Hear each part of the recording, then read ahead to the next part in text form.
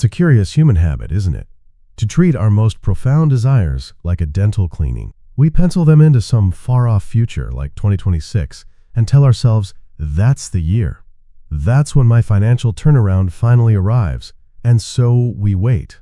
We check our watches. We endure the present, believing it's just the waiting room for our real life to begin.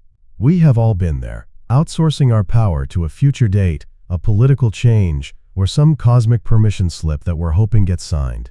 It's a game of celestial hopscotch, and honestly, the joke is on us. We're waiting for a train that's already in the station, with the doors wide open, and the ticket is already in our pocket. This is precisely where the game changes. In this conversation, we are going to collapse that false timeline by uniting two of the most potent minds in spiritual science. We will explore the elegant inner world of Neville Goddard, who taught that the future is lived in the feeling of the wish fulfilled now. And we will pair that with the glorious, unapologetic outer boldness of Reverend Ike, who saw money not as a problem to be solved, but as God in action, a divine energy to be claimed and celebrated. By merging Neville's living in the end with Ike's money as God in action, you'll discover that true financial turnaround isn't an event you wait for. It's a state of being you occupy. This isn't just about positive thinking. It's a radical application of the law of assumption. It is the profound realization that your inner vision and your outer world are not two separate things, but one unified, vibrant, and incredibly prosperous reality. So if that's true, if this inner and outer reality are one unified field of being, then where does the breakdown happen? Why does my bank account look like it just got back from a very long, very sad war?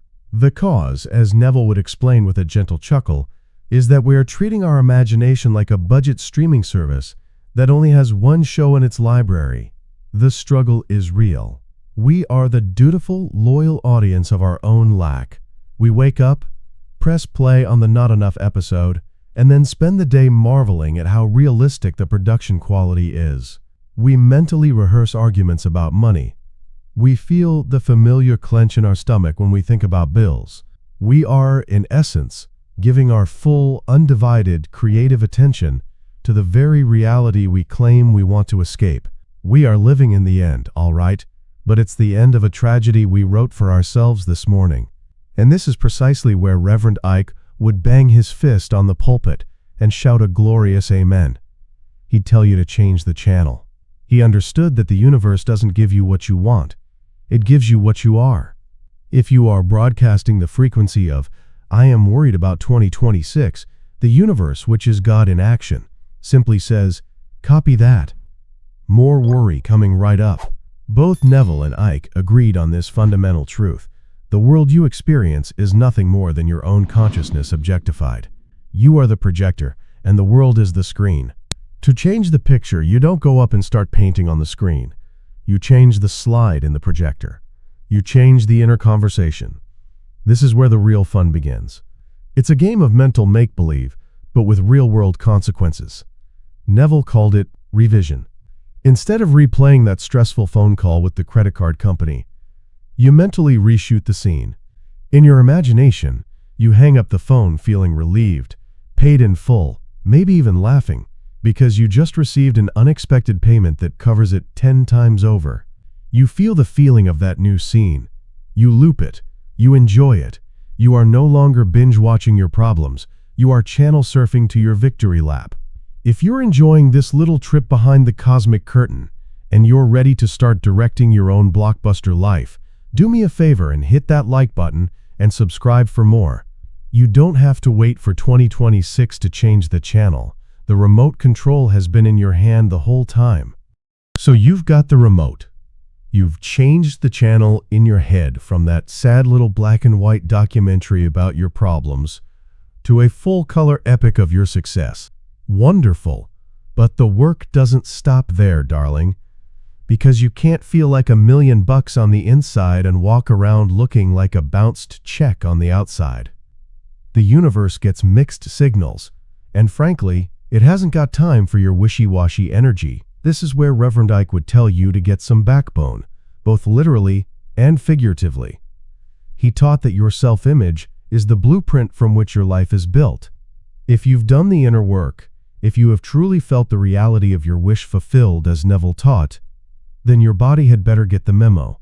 You have to walk it. You have to talk it. You have to carry yourself with the dignity of the person who already has it all. Stop shuffling your feet like you're trying to sneak past the bill collector. You walk into a room with your head held high, your shoulders back, like you own the building and are just doing a casual inspection of the premises. You don't walk in apologizing for the air you breathe. You are not an interruption. You are the main event. When you speak, that mousy, apologetic little voice has got to go. You don't ask for things, you declare them. You don't whisper your order at a restaurant like you're afraid the waiter will charge you for the vowels. You speak with the calm authority of someone who knows they are worthy of being served. This isn't about being arrogant, it's about being congruent. Your posture is a prayer. Your tone of voice is an affirmation. You are physically demonstrating your new state of consciousness. You are dropping that old, tired identity of poor me that you wore like a comfortable, raggedy sweater. That poverty thinking is a hand-me-down from people who were afraid of their own power, and it doesn't look good on you. It never did. Money is God in action, remember? It's a divine energy. So why are you acting like it's a dirty secret? Why are you afraid to look prosperous? You don't need a designer wardrobe, but you do need to wear what you have with honor. Iron the shirt. Shine your shoes. Carry yourself as if you are draped in divine fabric, because you are. Your spiritual wealth must have an external expression. Your self-image is the passport. What's one tiny, bold adjustment you can make to your posture or your presence this week? Tell me in the comments. I want to hear how you're going to start walking like the royalty you are. And now for the reality check, because this is the exact moment where the wheels fall off for most people. This is the part of the movie where the hero, having just given a magnificent speech about courage, trips over their own feet in front of everyone. You've done the inner work. You've felt the feeling of wealth. You've even started walking with your shoulders back, like you have a secret kingdom in your pocket. You feel fantastic for a whole afternoon. And then, nothing happens. So what do? Let's be honest. You start checking. You open your banking app, stare at the number, close the app. 10 minutes later, you open it again, as if the pixels might have rearranged themselves into a higher balance out of sheer boredom. You refresh your email, looking for a subject line that says, "Congratulations, you've inherited a fortune." You find yourself staring at your phone, willing it to ring, with an offer so good it must be a prank. This frantic, twitchy energy is the sound of a seed being dug up to see if it's growing. And right there, my love, is where you abort the entire mission. This is where you need bulldog-like persistence. Neville taught that you must live in the feeling of the wish fulfilled until it hardens into fact. It's not a one-time meditation. It is a moment-to-moment commitment to your new reality, especially when the old one is screaming for your attention. This is the great test. The universe is asking, do you really believe it? Or were you just playing a fun little game for an hour? Reverend Ike would put it more bluntly. He'd tell you to stop looking at the ghetto, your current bank balance, those past due notices, the worried phone calls from family. That is the ghetto of your old consciousness. You have moved out. Why do you keep driving back to the old neighborhood to see if the dilapidated house is still there? You don't argue with it. You don't get angry at it. You simply withdraw your attention from it. This is what denying the senses truly means. It doesn't mean pretending the bill on the table doesn't exist. It means you refuse to give it the power to determine your inner state. You see the bill and you say, "Oh, that old story again. How quaint."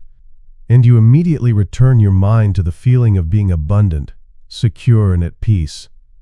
Your desire has been planted.